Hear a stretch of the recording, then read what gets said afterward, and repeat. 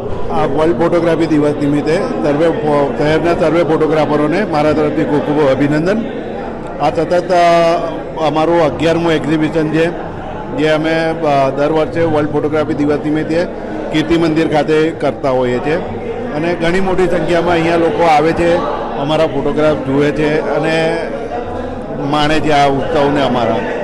આ વખતે મેં અહીંયા આ એક્ઝિબિશનની અંદર વડોદરાની હિસ્ટ્રી અને વડોદરાના તહેવાર અને એને લગતા ફોટોગ્રાફ્સ અહીંયા મૂક્યા છે, જેમાં એક શિવ પરિવાર યાત્રાનો છે, સુરસાગરનો છે, પછી આ સયાજીરાવનો છે, સ્વપ્નદ્રષ્ટા જે આપણા હતા એ આઠ ગુંબજને જોઈ રહ્યા હોય એવો એક ફોટો છે, પછી એક નવરાત્રિને લગતો ડેકોરેશન જે માતાજીના મંદિરમાં થાય છે એનો ફોટોગ્રાફ છે.